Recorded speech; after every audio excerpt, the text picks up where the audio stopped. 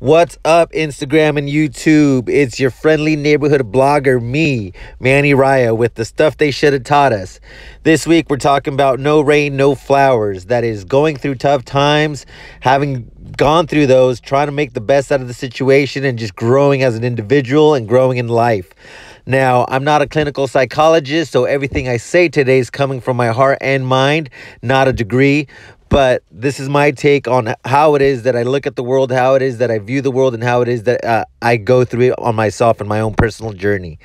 Now, looking at this week, I had a pretty good week. I had a good week this week. I had a good week last week. My balance has been pretty good for the most part. I've had work going well. I've had boxing classes going well. Jiu-jitsu's been going amazingly well.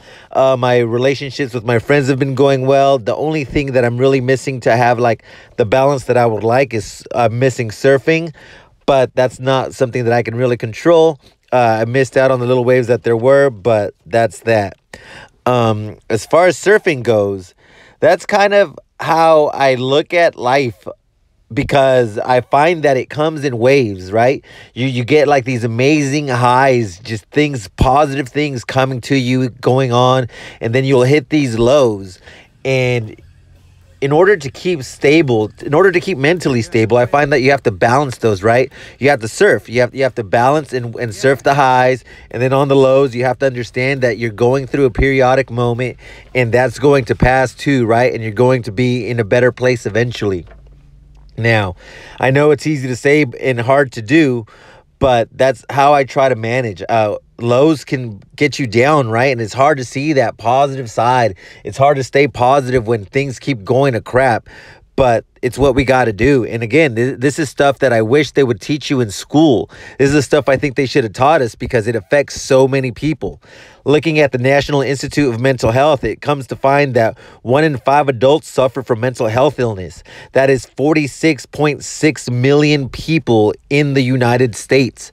Now, when we're talking about a mental health illness, these come in varying degrees, right? From something that could be small and just kind of bothers your mind, to something that could be a little bit bigger and like you're dealing with issues of depression and such. In looking at a definition for like a mental and emotional behavioral disorder, it says that mental, emotional, and behavioral disorders resulting in functional impairment, which interferes with our judgments, actions, and life activities, right? I feel like that's just life. If you're talking to me with that definition, I don't know about you, but like my fucking life is an emotional disorder. My life affects my emotional, behavioral, and judgments, right? And it does for my friends that I speak to on a regular basis too. Like the things that we're going in life affect how it is that we view the world, affect the decisions that we make. As for me, normally, like I tend to be a happy guy. I'm always smiling. People compliment me because I'm usually always in an upbeat mood, right? But life gets me down too. Like there's things that go on in my life that affect the way I behave, and the way I act, and the way I look at things. You know, family is very important to me. I'm very close to my family. So when things are going on that affect my family, those things tend to affect me too. And though I try to give them the best advice that I can, like those things are going to affect me. Relationships. I've been in 4 long-term relationships. And I know that every time that I've gone through a breakup, whether I decided to break up with the person or the person broke up with me, there's a down period, a mourning period, right? And that's kind of like where you got to put yourself to the test and think about how it is that you're going to react to that. I know for me, every time I've gone through a breakup, it's been about like, okay, well, how can I better myself? What can I do to put myself in a better situation? And though your mood isn't going to necessarily allow you to be happy through those times, what you can do, what I do, is I stick to the gym, I stick to work, I stick to school, and go through the motions. Like fake it till you make it, right? Just go through the motions, and by the time that you're done being sad, you're going to be in good shape, you're going to be in good standing in school, you're going to be in good standing at work, and those things are going to make you feel better in the long run, right? I give this advice to my friends, you know, whenever they're going through tough times, just go through the motions, go to the gym, like focus on yourself, try to better yourself so that when you snap out of that funk, you're going to be in a good place, right? Now, how can you tell if you're going to a funk? Again, according to the National Institute of Mental Health, there's 5 warning signs that will let you know if like you're going towards the verge of being depressed. The first is long-lasting sadness or irritability, right? Like if you notice that you're in a funk, that things are bothering you, and you're driving down the road and you're pissed off at everybody on the road, well, then you're kind of getting there, right? I know that I go through moods when I'm driving and it's just like every single person on the street's pissing me off. Like, yeah, I have this sense of irritability. Things are wrong, right? There's something deep down inside that's bothering me and I got to get to that, you know? Looking at the second one is extremely high or low moods. Again, being able to surf your circumstances is going to help you get by those things.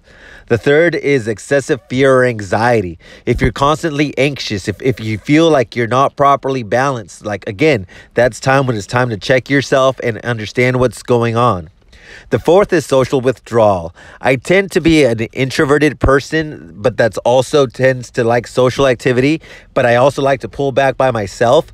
Now, if you find that you're just constantly pulling away from people and trying to be by yourself all the time, again, that's a good time to analyze like, well, what's going on? What's bothering me that I'm feeling this way, right?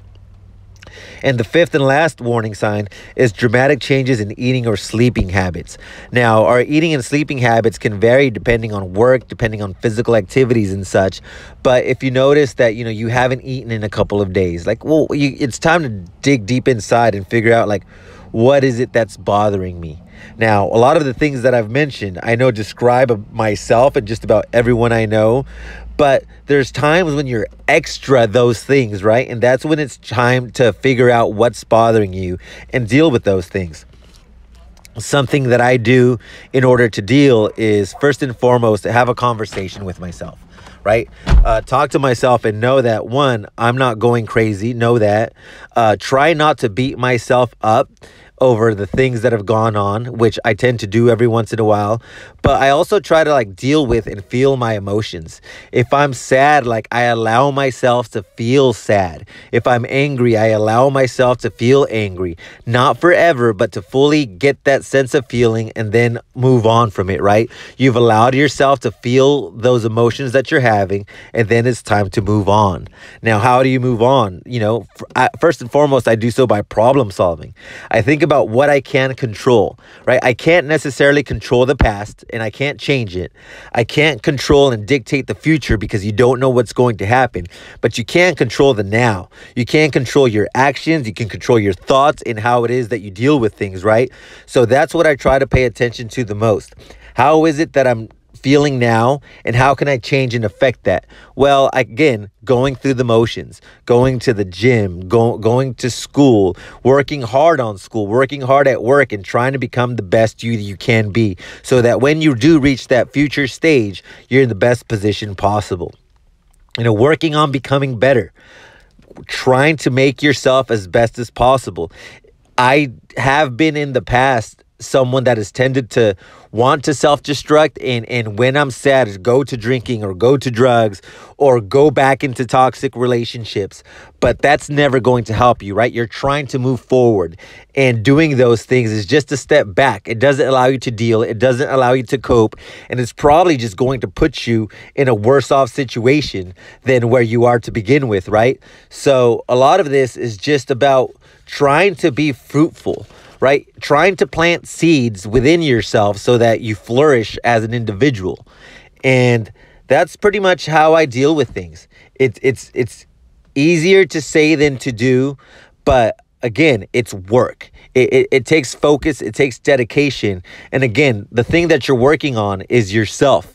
The ultimate outcome is going to be a better you. And it's worth doing, right? Like, that's at least the way I feel. And that's how it is that I've tried to go through the things that I've gone through. Again, right now, I'm on an up streak. I've had 2 really good weeks. And I got to keep that going. I know that this joy and this happiness may not last forever. There will be my downtimes too. But it's about surfing it. It's about riding those waves and trying to stay even keel. Instagram, YouTube, much love. Thank you for tuning in. I got a good idea as to what I'm going to do next week, and I'm very excited about it. So like, subscribe, share with your friends, and let's keep this going. Much love. Peace.